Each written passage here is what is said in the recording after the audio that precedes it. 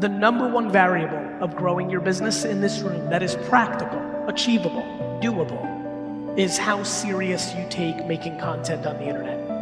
No matter what your excuse is, I promise you, social media is not broken in that story. You're the one that's broken.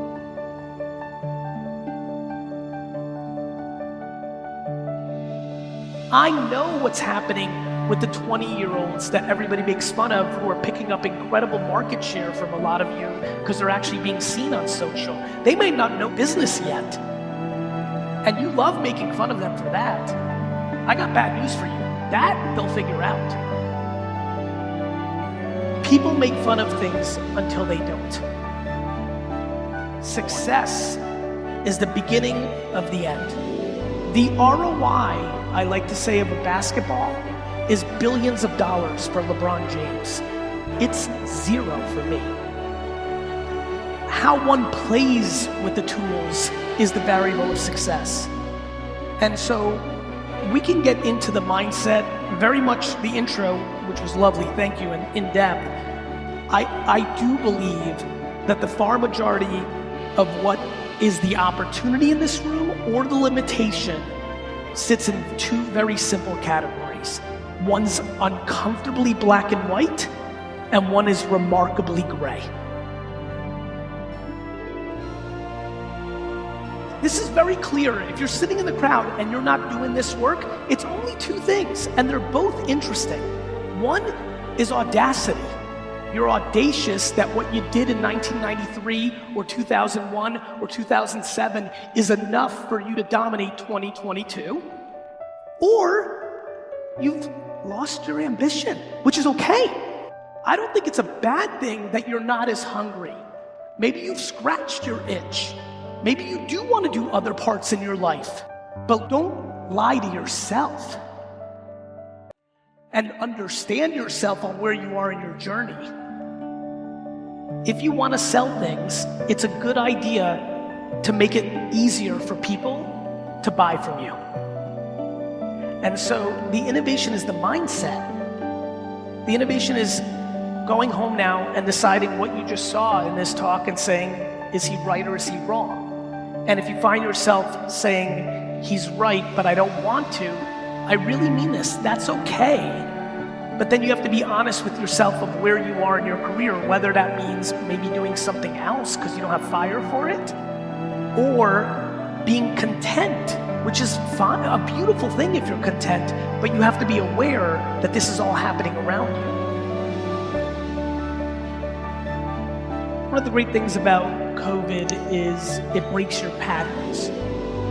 When you're able to make it to the other side of a war or a pandemic or a challenging time in one's life, it gave you time to kind of slow down.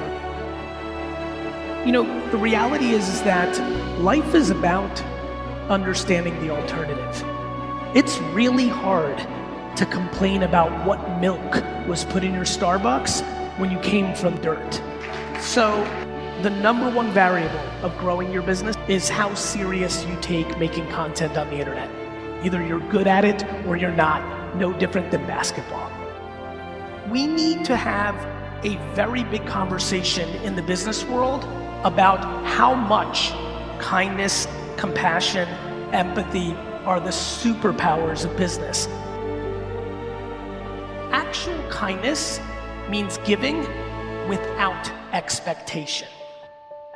And I believe in business, what is very clear to me is people think kindness and they use kindness, but what it really is a slight version of manipulation. You're doing something with thinking something else is gonna happen.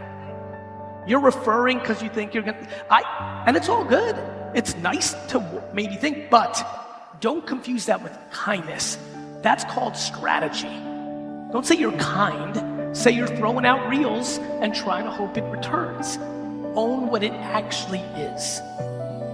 I was at a conference like this many years ago, and I had just invested in Uber. So I'm giving my talk, and I finally throw it out there. And as you can imagine, the room wasn't thrilled with me, but it was a discussion. And all I saw that was why it wasn't gonna work. And all of the answers were regulation. Gary, this is not gonna work because we're gonna pay the politicians off.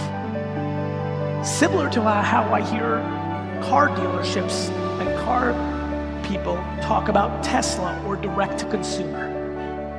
I promise you, when technology is coming along, hoping for regulation is always going to be a bad strategy. Why do I bring that up right now? Because I want you to do the 50 hours of homework so you can innovate. What blows my mind is people's inability to put in the work in the face of information.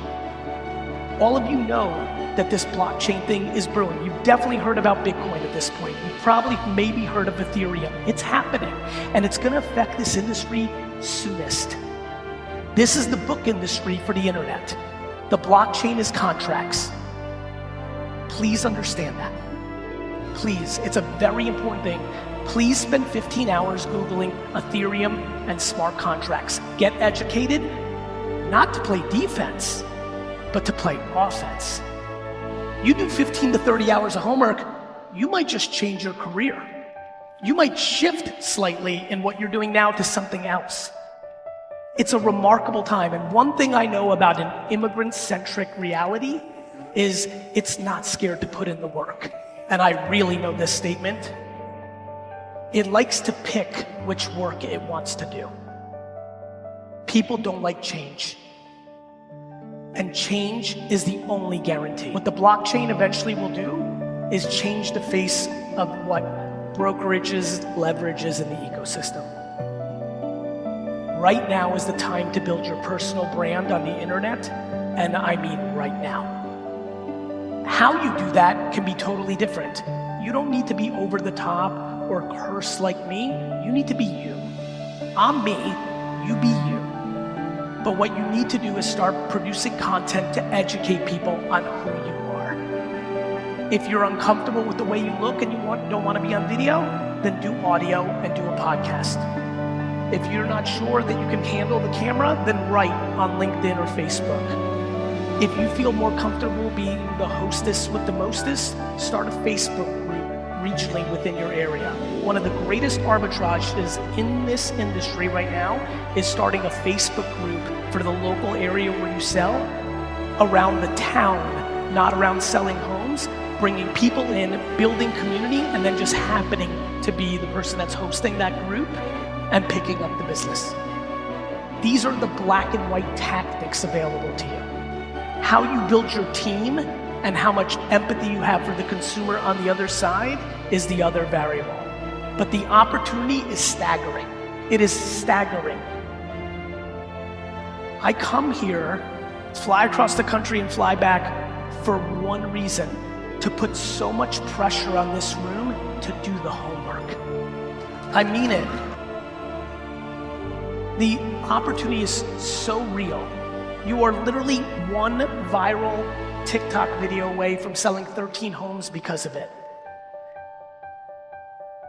TikTok's fastest growing demo is 38 to 55-year-olds.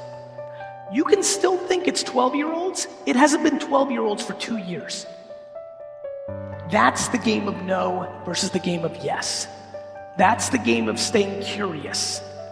The biggest vulnerability to people in business today trying to sell to human beings is their unbelievable calmness and interest in saying the word no, and their visceral reaction to the idea of maybe.